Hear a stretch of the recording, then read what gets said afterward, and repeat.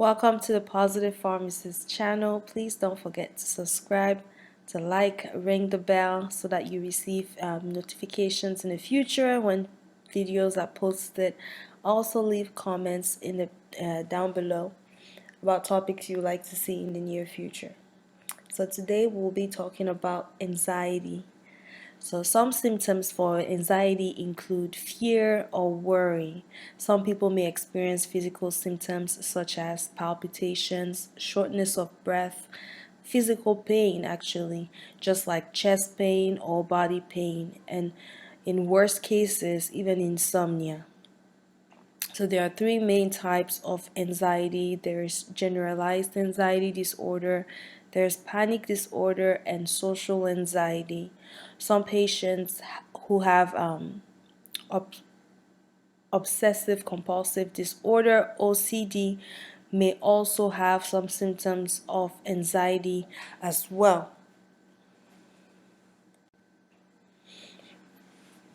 So causes of anxiety. Anxiety can be caused by drugs. Some of the drugs that I can think of right now are Sudafed, stimulants like Adderall, or theophylline. Theophylline actually gets converted to caffeine in the body, so that would show similar symptoms as caffeine, which is another cause of anxiety.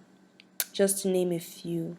Life events can cause anxiety. For example, right now as I'm recording the video, the world actually is going through a pandemic with the coronavirus.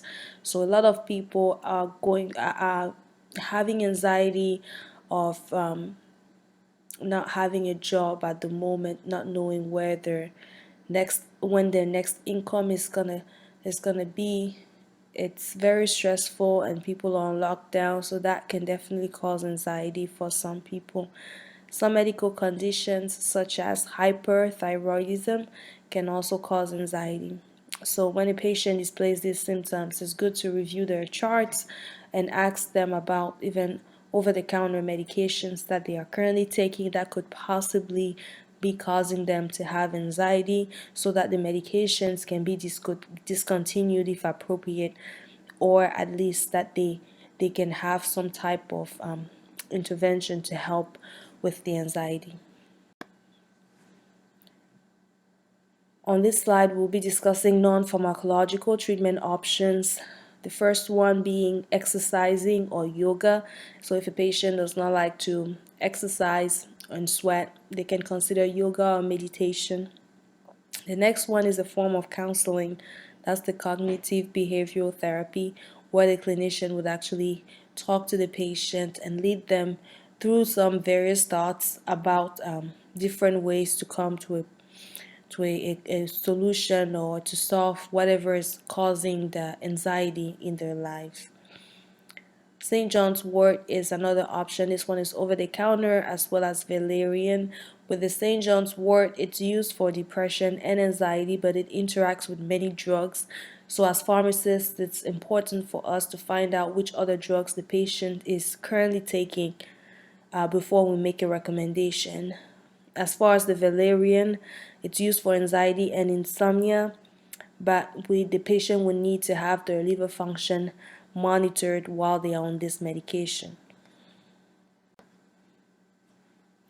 Most anxiety cases are due to depression, so the drug classes that are generally preferred and used as first-line treatment options are the selective serotonin reuptake inhibitors, abbreviated as SSRI, and then the serotonin norepinephrine reuptake inhibitor, abbreviated as SNRI. So the drugs listed there are specifically used. They have an indication for anxiety. There are many other drugs in these classes, but these ones are the ones that have an indication for anxiety. The others in the class may also be useful, but they are generally used as off-label, meaning they do not have an indication, but they have shown effectiveness in anxiety, for example. Just as with depression, these drugs will not show an immediate effect. They usually take about 4 weeks, at least 4 weeks. It might take longer. If you check out the video on depression, I have given detailed information like side effects, contraindications, warnings that we should be aware of as clinicians, and counseling points for these drug classes. So if you check out that video, I will be discussing it there. So in this case, we want to remember that the first line treatment options are SSRIs and SNRIs, and that it would take at least 4 weeks for the patient to see an effect. It's not going to be immediate. So when it comes to second and third line options, we have quite a few drugs. So the first one being buspirone. Buspirone is a good drug to add to other antidepressants when they are not fully effective. And this is the same thing we discussed in the depression video. That was a recommendation from the guidelines for the depression as well, that if the medication is not being effective, is not being fully effective or effective at all after in that case it was 6 to 8 weeks, we would add a buspirone as a possible option. So here the buspirone doesn't take effect until maybe 2 to 4 weeks before the patient can see an effect on the anxiety. So these drugs are not going to work immediately. It's going to take some time. With the buspirone, the patient wants to avoid any large amounts of grapefruit or grapefruit juice, because it could increase the levels of the buspirone in the bloodstream and therefore increase their side effects, which are headache, dizziness, drowsiness.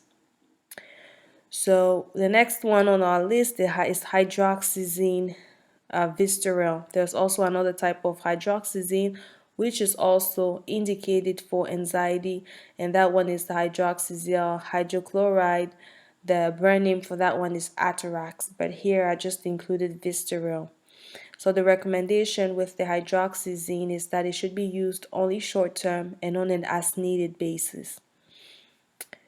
So visceral is recommended short term on as needed as an alternative to the benzos. So in order to avoid the patient being on benzodiazepine for too long, as we will discuss on the next slide, the reasons why, we would like the patient to be on hydroxyzine instead on an as needed basis. With the tricyclic antidepressants, we have the secondary amines and the tertiary amines. The amitriptyline and imipramine fall into the tertiary amines, and the secondary amines would be the nortriptyline. These are used off-label, so they would be effective in anxiety, but the FDA has not necessarily approved it to be used in anxiety.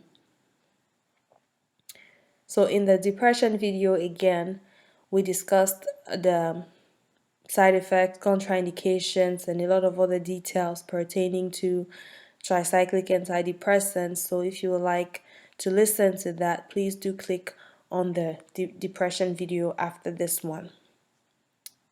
Pregabalin is another one that's used off-label. Another name for this is Lyrica.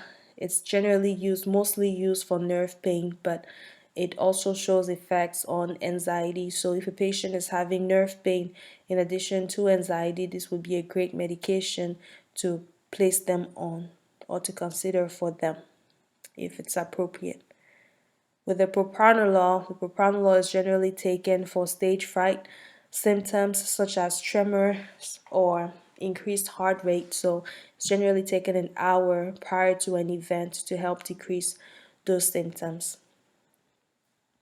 A key point that I did not mention earlier is that with the tricyclic antidepressants, we want to be aware of their side effects being anticholinergic, and that's usually not recommended in the elderly, so avoid it in the elderly if possible. Do consider other things first before thinking of tricyclic antidepressants for an older person, 60 or above.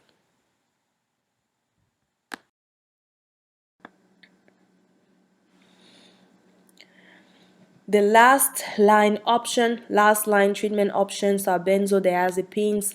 The first bullet at the top shows some of the benzodiazepines. There are some others such as Librium or temazepam, but we'll just list those ones for now for this video. The side effects of benzos include somnolence, ataxia, dizziness. We really want to keep that ataxia in mind because it means that the coordination of movements of the patient could possibly be impaired. So the patient could start moving and talking, having a slurred speech, and moving kind of like a drunk person. So keep that in mind because when it comes to the elderly, the effect is going to be even greater. In terms of contraindications, the patient could experience some if the patient has severe respiratory issues, they should not be on this medication because this medication already could have an effect on their respiratory rate. If they have liver issues, you do not want to use clonazepam and diazepam.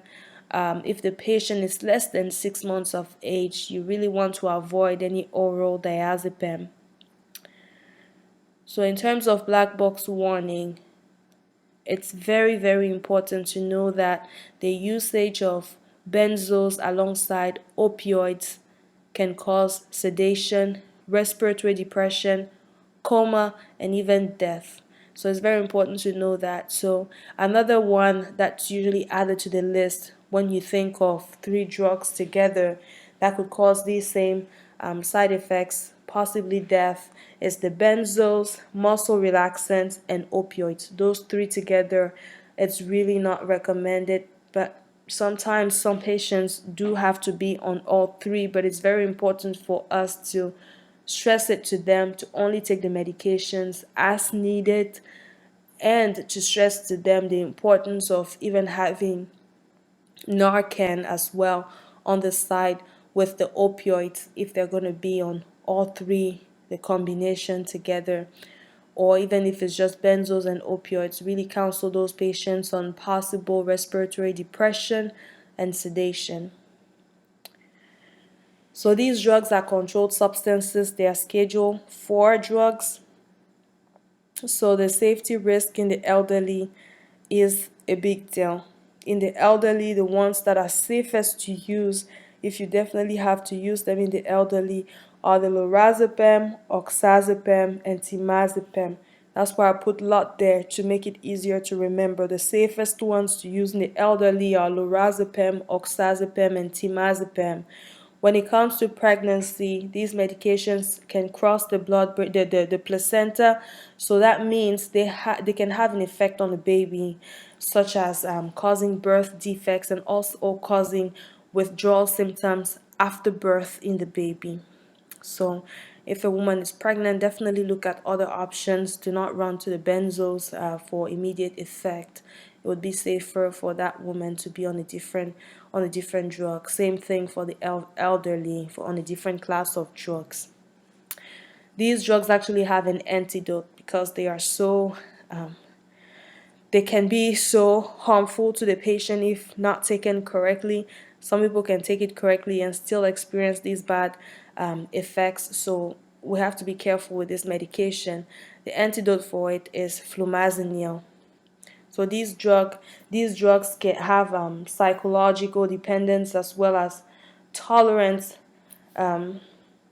because over time, if the patient uses it for longer than for a longer period of time, the recommendation is 1 to 2 weeks. And once they are using it for more than 10 days, the medication actually has to be tapered down slowly to get them off of it.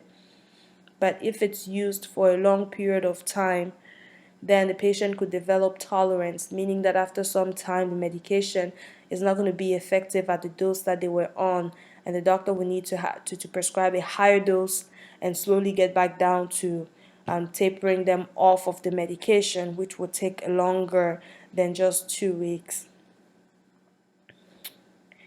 Alright, so in terms of anxiety, we have covered all the drug classes that are considered in anxiety. So on that note, thank you for watching this video. Please again, don't forget to subscribe and leave comments about topics you would like to see in the near future. I would love to have you subscribe to the channel and ring the bell, and see you next time. Bye bye.